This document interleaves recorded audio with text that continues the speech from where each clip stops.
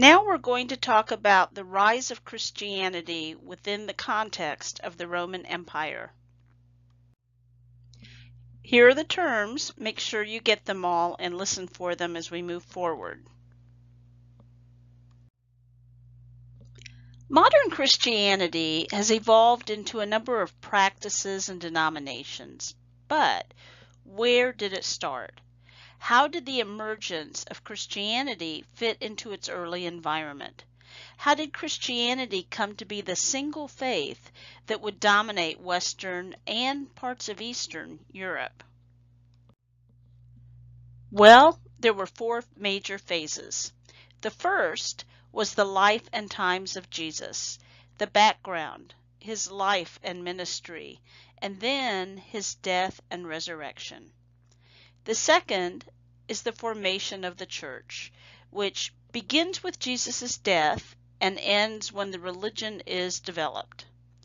Third is the period when Christianity and its church spreads throughout the Western world. This includes the period of persecutions by the Roman state, a time in which the religion was fighting for its life.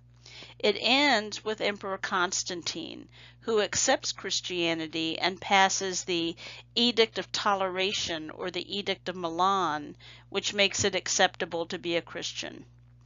And then finally, there's the period in which Christianity and the Roman world become one. Well, in the late Hellenistic and early Roman Empire periods, Greek philosophy gave rise to a number of philosophical schools, and we see a move away from simple religious concepts. The divine becomes less associated with Mount Olympus and more with abstract notions of God. But this was at the elite level. At the popular level, meaning the masses of the population, the people at the bottom of society, we see more pursuit of cults and mystery religions, especially those from the East. So what are mystery cults? Well, first of all, when you hear the word cult today, it has a very negative connotation. You think like Jim Jones, things like that. That's not at all what it meant back in the Roman Empire. It just refers to a religion practiced by a certain group of people. And in the Roman Empire, we see a lot of these new religions moving through the territory controlled by the Romans. These new cults offered real consolation to the believers because if you were poor in the Roman Empire, you did not have an easy life. You really had nothing to look forward to because your Roman religions didn't offer you anything. But these new cults did. They offered truths that were missing in the Greco-Roman religion. And they were called mystery cults or religions because you only really learned the secrets by becoming a member. So the mystery is that we really don't know a lot about what they're about, but we do know some. We know that one of the major cults was the cult of Isis. This is a cult of the mother figure. It originated in Alexandria and spread throughout the Greco-Roman world. This cult offered protection and personal salvation. Another cult was devoted to a Persian god, Mithra, who was a military figure. And like the cult of Isis, it offered protection and the promise of salvation. And because Mithra was a military figure, we see this cult being practiced by the army and Mithra being worshipped by the army. Then there was the cult of the sun in the sky, the cult of Sol Invictus, which emphasized the sun's superiority over other gods. And again, we see the promise of protection. We see the promise of an afterlife. So all of these gave people something they really didn't have. The promise of a better life to come, the promise of something to look forward to. Now, the Romans had a pantheon of gods which matched the Greek gods. When the Romans expanded, temples to their gods were set up, and the Roman gods were incorporated with the local gods. And the Roman gods were essentially the Greek gods with Latin names, but they spread their religion everywhere they went. The problem was they could not necessarily make people believe it. And one big problem Rome had was their practice of the deification of the emperors. Because over time, you've got these emperors who the people are supposed to worship as God, but that began to devalue the qualities of the traditional religion. Because worship of the Roman gods, including the emperor, became a loyalty test and a political tool, but they lacked any real spiritual authority. And one big problem with the official Roman religion was that it was equated with the Roman state. The emperor was considered to be Jupiter, king of the gods, but everyone knew these emperors were men, many of whom were crazy or disabled. Think of Nero, Caligula. Would you consider them gods? People saw their flaws, but at the same time, they're told to worship them. And in fact, if you lived in Rome, it was a law that every year you had to make a sacrifice to the emperor, this god, and then present a certificate of compliance to the government. But the fact that people could see that these guys were human just probably helped to weaken the beliefs, and many people began to turn to other religions.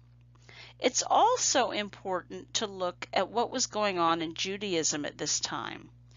The Hebrew Bible, the Old Testament, contained a series of prophetic truths about the relationship between God and man.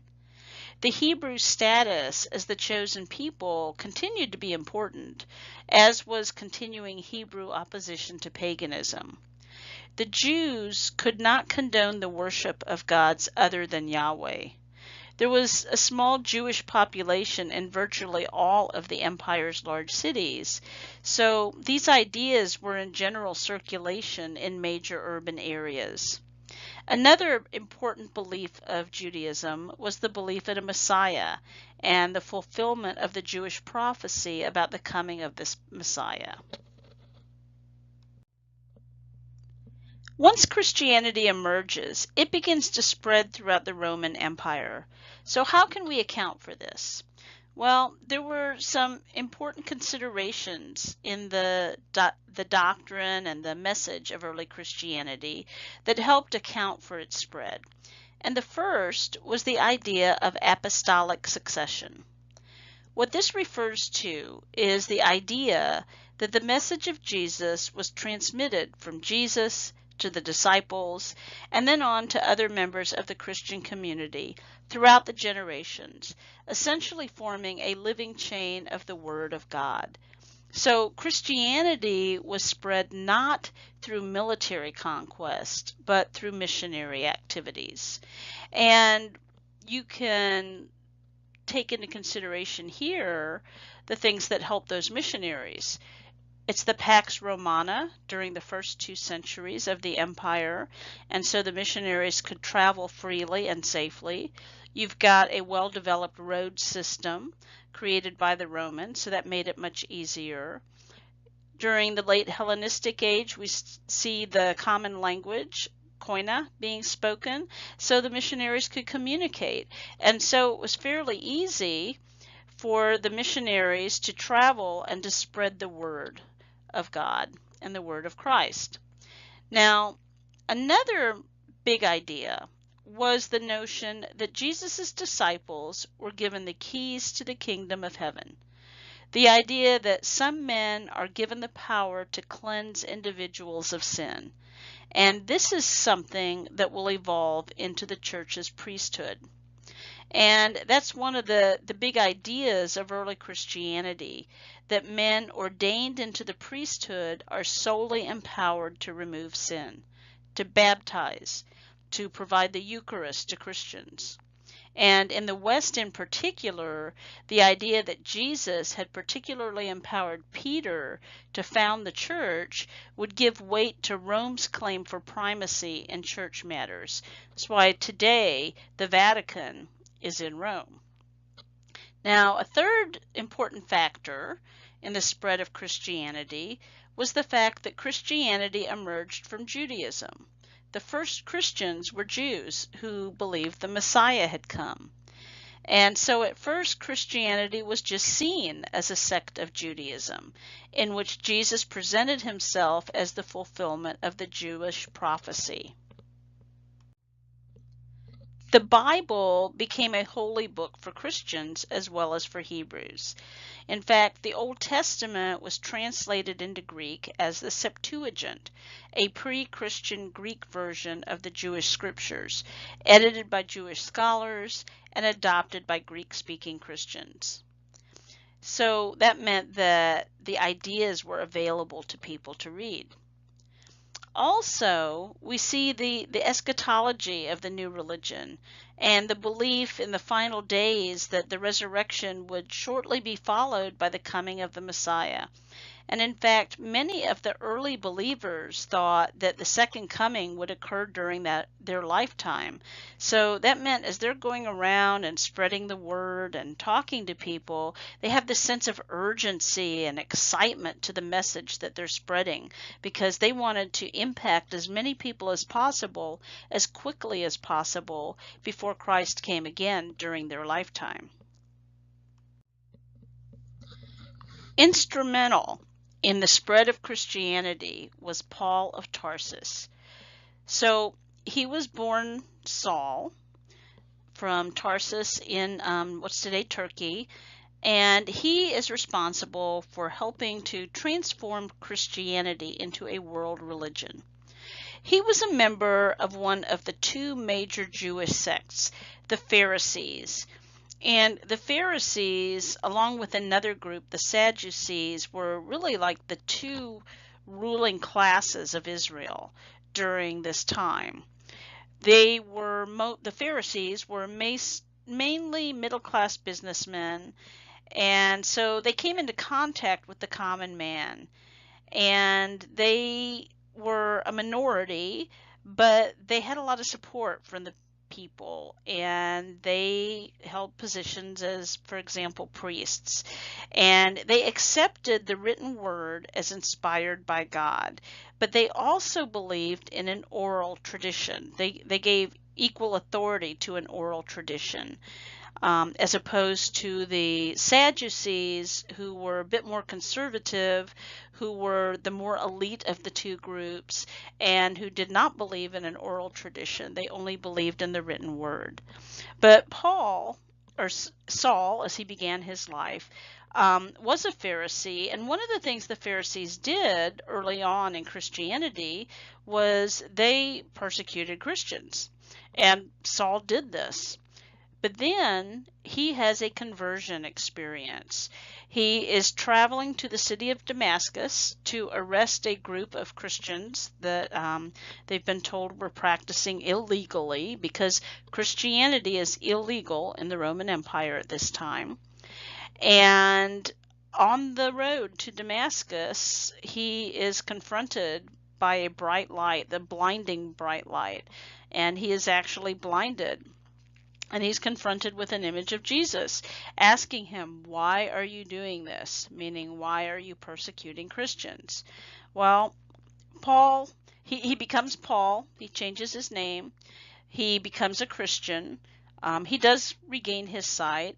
And then he dedicates the rest of his life to missionary activities, where he travels far and wide, spreading the ideas of Christianity and helping to make it acceptable to everyone, which is how it ends up becoming a world religion. Here you can see a map detailing Paul's various missionary journeys. And as you can see, he traveled some very long distances, even went all the way to Rome. And on these journeys, he was meeting people, talking to them, spreading the ideas of Christianity, converting people. He also wrote letters to the various communities that he visited.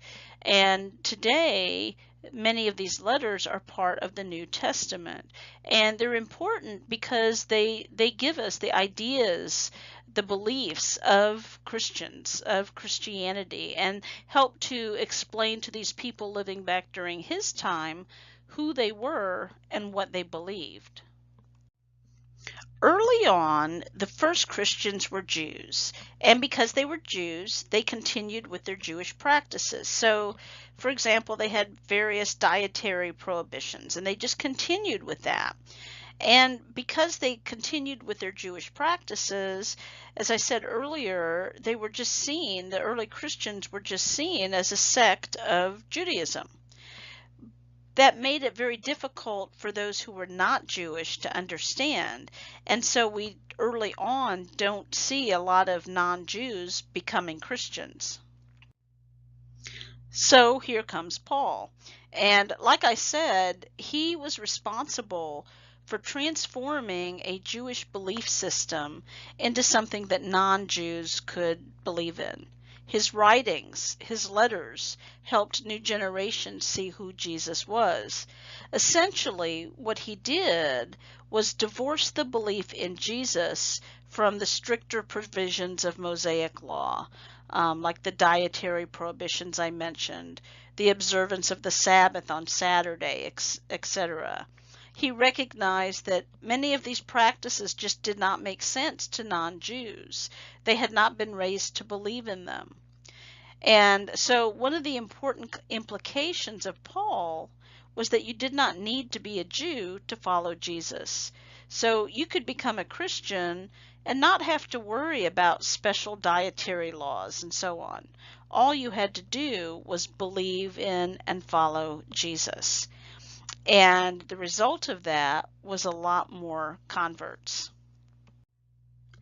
Paul, as I say here, taught that Jesus, by his death and resurrection, had fulfilled the prophecy of Judaism and initiated a new age.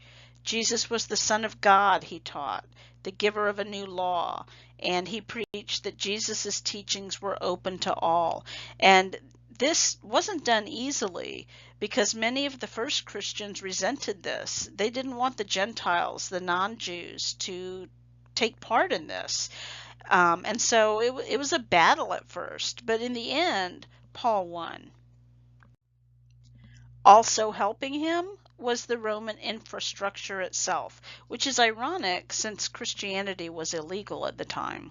And I'm talking about the first century here. Paul was a Roman citizen. This helped him on several occasions. You have the road system I mentioned. You have listeners who were open to new ideas. And it's a Greek-speaking world, so he can communicate everywhere he goes. And all of this helps him to spread this new religion. And one of the big ideas that he continues to promote is that Christianity was not just a sect of Judaism. It's open to all. So what else is going on during the first century as this new religion begins to spread? Well, a conference held in Jerusalem addressed one of the main problems with the new religion. Up to this time, it wasn't really a religion. It was just a sect of Jews who believed the Messiah had come. And so more and more, we're going to see this focus on making it a true religion, thinking about beliefs, about the formation of the church, and so forth. We also see a theological shift, so that the kingdom of heaven is no longer believed to refer to a political or earthly reign, but instead the kingdom of heaven becomes equated with the mortal believers of Jesus. As I mentioned, for the first generation after Jesus' death, there was the idea that the new kingdom was imminent. And so his followers are going around, the early Christians, they're going around, spreading the message with this zeal, this energy, this enthusiasm. And it made the Romans really nervous because they're going around talking about the kingdom of heaven. As the kingdom of heaven is at hand. Jesus will return shortly. And the Romans didn't understand this. They didn't realize that they were talking about the next world, the afterlife. And so the early Christians were seen as the potential founders of a new kingdom here on earth. And so the Romans saw Jesus' followers as the leaders of a new political movement, and they were seen as a real threat. In 67 AD, the Jews were crushed, and the hope for a new kingdom was wiped out. And this will also help to remove the political threat of Christianity, since they weren't thinking about establishing an earthly kingdom. But nevertheless, there's still going to be some Romans who felt threatened, believing that the followers of this new religion were advocating the establishment of a kingdom here on earth, one that would rival Rome and take power away from the emperor. Well, after Paul, the Jews become a relatively minor part of the Christian phenomenon. There's some other non-religious factors that also help to explain the spread of Christianity. As word spread, the miracles attributed to Jesus impressed people, and the impact of miracles should not be undervalued, because this was a world in which magic still held a real hold. Then you also have to recognize the growing discontentment in the lower classes. Not that Christianity had any essential revolutionary power, but this is a religion that started as a faith of the poor. You know, if you were a poor person in the Roman Empire, you led a pretty miserable existence. You had nothing to look forward to. But Christianity gave people hope. For the oppressed, even if Roman order didn't collapse in their lifetime, Christianity held out the promise that once they died, they would escape the suffering of this world and go on to something better. And this belief in an everlasting life was supported by old Greco-Roman ideas of an afterlife. But Christianity represented a radical departure from Roman hierarchy, because if you recall the mystery cults I mentioned a while ago, those were specific to certain groups of people. You know, the soldiers worshiped Mithra and so forth. Well, Christianity was very different. Whereas the Roman religions, like I said, are specific to certain groups, Christianity is open to everybody. Christianity is a faith where everybody is equal, and this was something very unusual during this period of time we're talking about. Here we have this religion where all men and women are considered equal in the eyes of God. Young and old, rich or poor, male or female, it doesn't matter. You're all equal.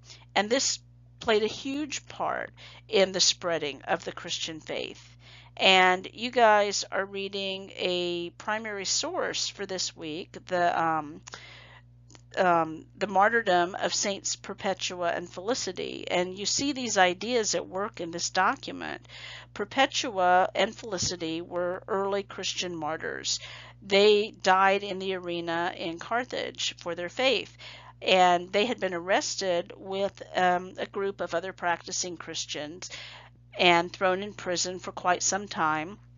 Perpetua wrote, she was from an aristocratic family, and she kind of wrote her memoirs, I guess you could say. She had an infant son, and she wanted to leave something to him because she knew she was going to die.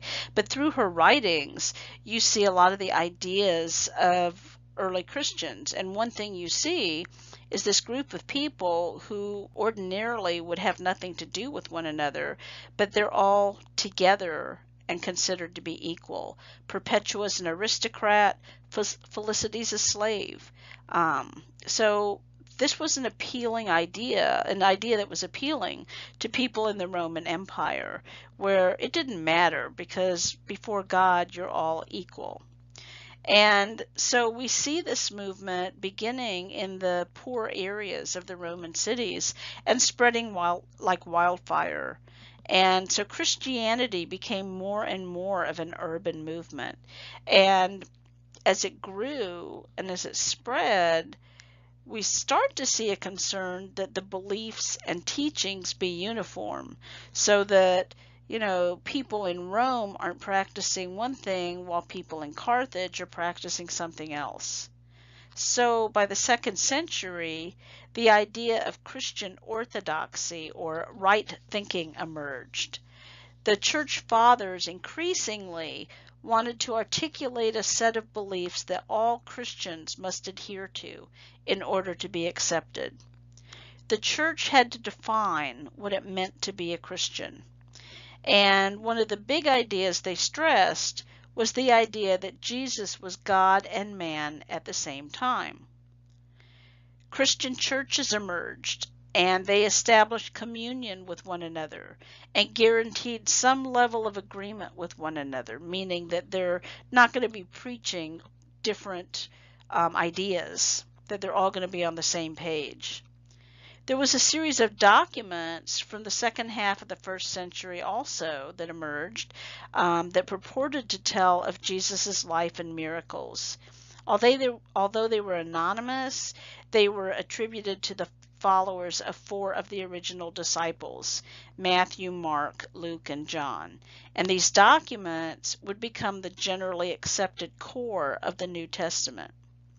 Also part of the evolving canon of the church and of the evolving canon that became the New Testament were the writings of Paul, especially his letters to various church communities. One thing Paul did as he traveled was he took responsibility for mediating controversies and explaining fundamental Christian theology, and those ideas come through in those writings. There also, though, were some documents that were left out of the New Testament, including one called the Gospel of Thomas, which was rejected, even though it purported to contain more of the sayings of Jesus. We see the growth of a church hierarchy, as local church communities needed to be able to appeal to an ultimate source of authority in order to resolve disputes in doctrine and theology. We see the emergence of bishops and a hierarchy within the church. The priests originally represented people's ability to get into heaven because they were like the go-betweens, I guess you could say.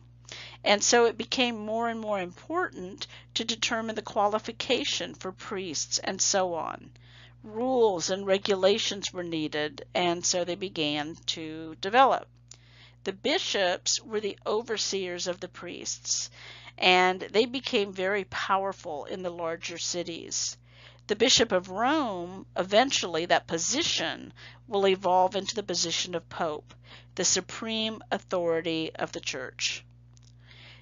All of the great cities in the Roman empires had bishops. And the bishops of the great cities like Alexandria, Antioch, Rome, they emerge as the major bishops, responsible both for the church within their areas and for meeting in councils where questions of doctrine and theology could be resolved. As the early church fathers tried to resolve these questions of doctrine and theology, they found themselves facing heresies. So what are heresies? Well, as I say here, they're the losing ideas in doctrinal battles, meaning the doctrine is what the church believes. The heresies go against that. The heresies preach something different. And there were 2 early heresies that were really significant in the history of the early church because they proved to be very divisive. One was Gnosticism and one was Arianism. So what was Gnosticism? Well, it was one of the significant early controversies or heresies of the Christian church. It developed out of Hellenic Greek thought. Gnosticism actually referred to various mystical religions and sects that were most active in the first few centuries AD. Gnosticism was based on a belief in hidden knowledge. knowledge that was not available in the everyday Gospels or to the common man. So where does this hidden knowledge come from? Well, the basis of this secret knowledge was the 40 days that Jesus spent on earth after the resurrection. Gnostics believed that Jesus spent this time transmitting secret knowledge, and the pursuit of this special knowledge was their central goal in life, and it would ultimately lead to salvation. They also commonly depicted creation as a mythological struggle between competing forces of dark and light, and they declared a marked division between the material realm and the higher spiritual realm from which it was divided. They also believed in something called a demiurge, a deity, a god, that was subordinate to the ultimate creator or father of the universe, who created or fashioned the material world. So this split between the material world, the mind and body, would lead some to reject the material world and become ascetics and retire from the world.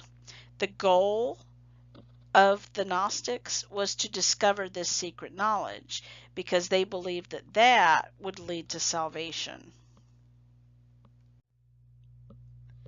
Another early heresy was called Arianism, and this was a controversy over the nature of Jesus.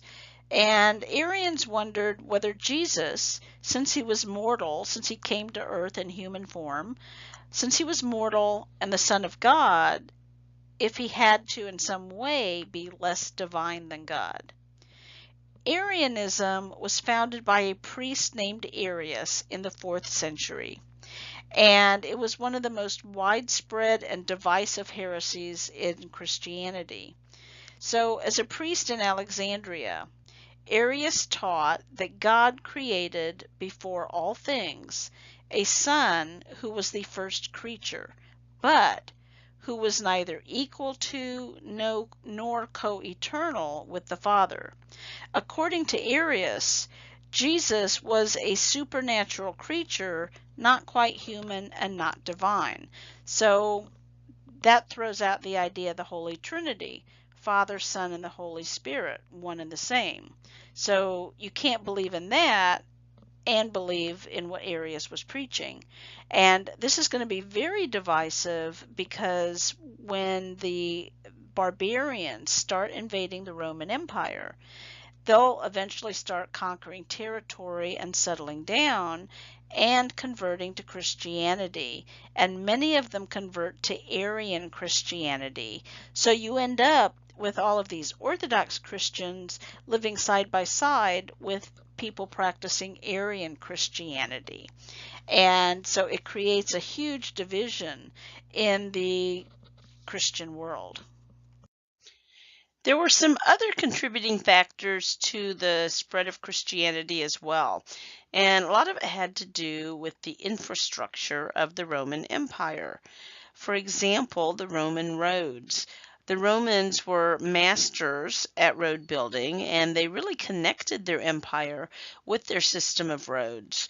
You've probably heard the saying, all roads lead to Rome. We talked about it in class. And it was literal in that the roads led to the capital as well as to the other cities.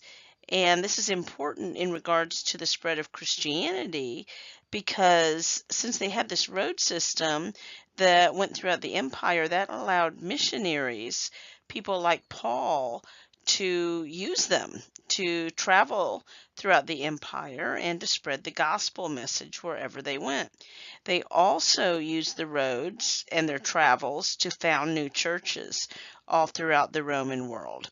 And so really these Roman roads made travel just pretty easy for them, and they were pretty accessible. And so they also allowed new ideas to spread pretty quickly throughout the Mediterranean world. We also have the Pax Romana, the Roman peace. So as we talked about in class, When you have peace in the empire, that means you don't have to devote all your resources to warfare. You can focus on other things like trade. And in this case, we see trade thriving, but we also see missionaries and other Christians able to travel far and wide and spread the message of Christianity without really worrying about being in any physical danger because of the peace that was that had spread throughout the empire. And then we have a common language. So I mentioned that Rome, or the Roman world in the West, had become a Latin zone, and that's true. There were actually two languages used in the Roman Empire.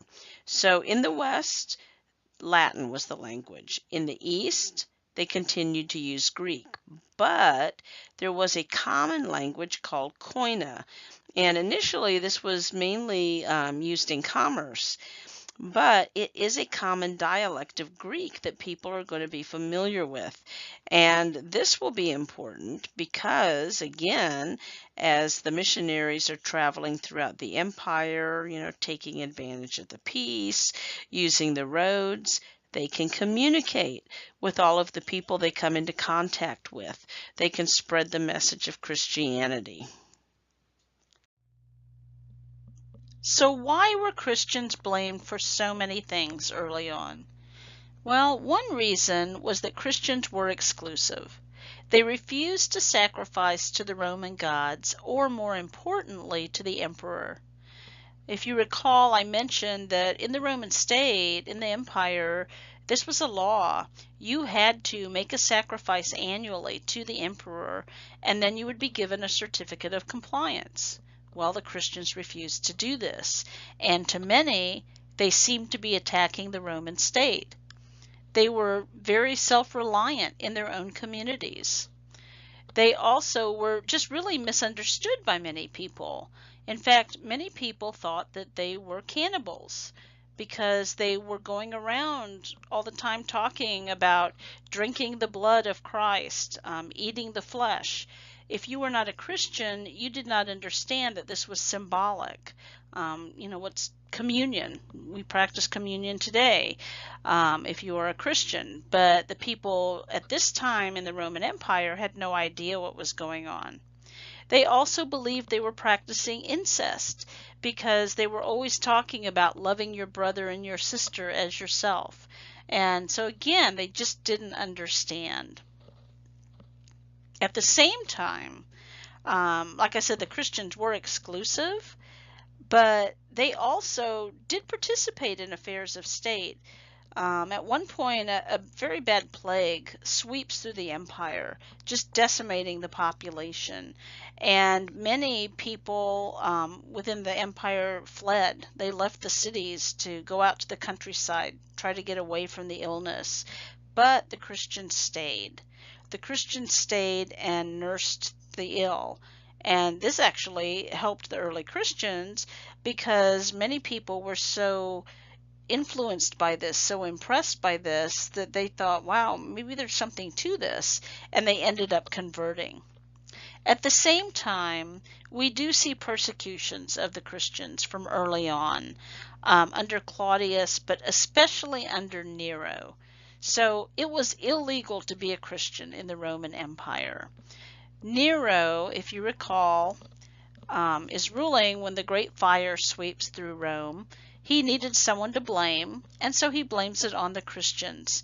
And so the first great persecution of Christians took place under Nero around 64 AD. But it is important to know that the early persecutions were not systematic, meaning they were never really official policy of the Roman Empire. So yes, it's illegal to be a Christian, but that doesn't mean you're automatically going to be persecuted. It really was at the whim of the emperor. Some emperors like Nero, a later emperor Diocletian, and others, this is part of their policy.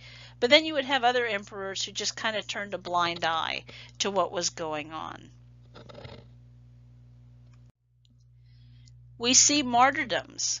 often in the arena, as with Perpetua. The Romans wanted to make an example of the Christians, and they discovered that this was actually a big mistake because it had the opposite effect. So the martyrs were those who were willing to die for their faith. And so, the Romans, they want to make an example of them, send them into the arena to die a horrific death, thinking that the Roman citizens who are observing will be totally turned off by this and run as far as they can from this new religion. But it had the opposite effect, because what the Romans saw were these people who walked into the arena calmly. They were serene almost. They believed that God would protect them from what was coming, and they were looking forward to the kingdom of heaven. And so the people watching were so inspired by what they saw that many of them ended up converting. And here would be a common scene. The people are waiting to see this horrific act, because I will say the Romans were a bloodthirsty people.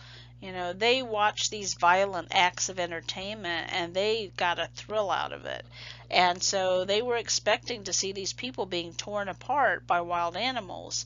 And they did. But first, as I said, the Christians would enter the arena serenely. They would come together in prayer, and then they would await their fate calmly. And in some sense, the persecutions encouraged the Christian church, as the martyrs themselves became the message proclaiming the strength and power of the new faith. For that reason, it's sometimes said that the church was built on the blood of the martyrs, because the martyrdoms had, as I said, the opposite effect from what the Romans anticipated. The martyrdoms actually resulted in more conversions. The last of the important Roman emperors was Constantine. He ruled from 312 to 337. Constantine was an extraordinary leader who emerged after winning a military battle in 312. And he is going to end up completely changing the Roman Empire through his actions with Christianity. So in 312, he is preparing to head into battle, fighting for control of the empire. And he saw the sign of the cross in the sky, and written in Latin were the words, "In this sign you shall conquer." Now, Constantine was not a Christian. His mother was, and it's thought that she may have been putting pressure on her son to convert, or to at least do something to help the Christians. Well, Constantine ends up thinking, well, maybe there is something to this. He does not yet convert, but he does have his soldiers sew the sign of the cross on their uniforms. They go into battle, and they win. And Constantine believed that the sign allowed him to become victorious, so he acted on his vision. He wanted to do something to help the Christians. So one of his first acts was to issue the Edict of Milan, sometimes known as the Edict of Toleration, in 313. So this is huge for Christianity. What it did was it legalized Christianity everywhere in the Roman Empire. Now also, when Christians were arrested, all of their property was confiscated by the Roman state. The Edict of Milan returned their property to them. Now, it did not make Christianity the official religion of the empire, but what it did was it put it up on the same level as the Roman religions. And because it's now legal, you didn't have to be afraid to be a Christian. And so it really opens the religion up to everybody, and it allows it to grow and to flourish.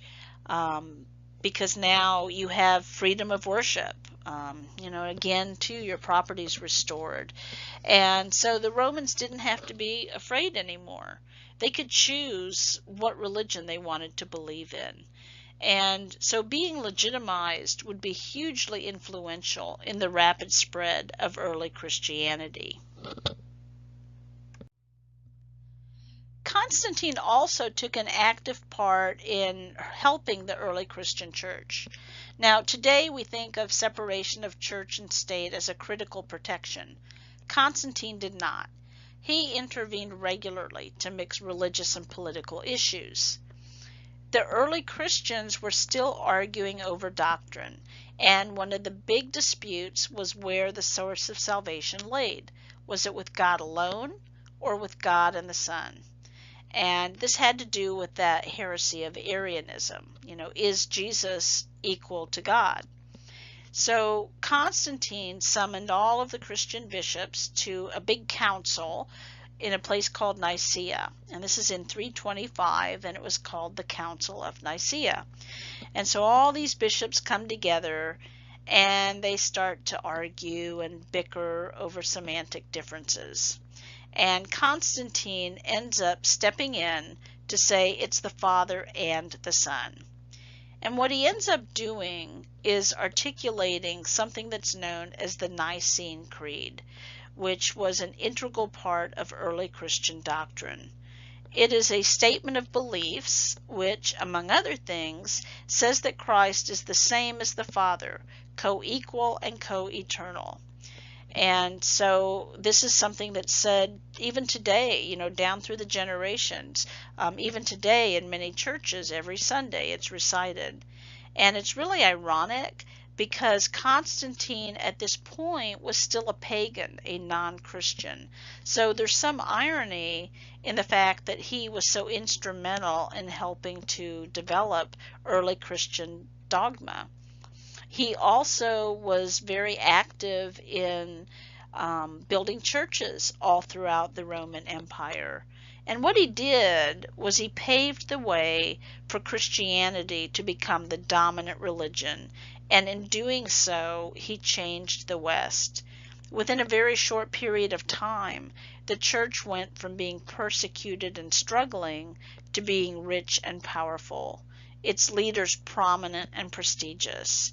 The change was gradual but crucial.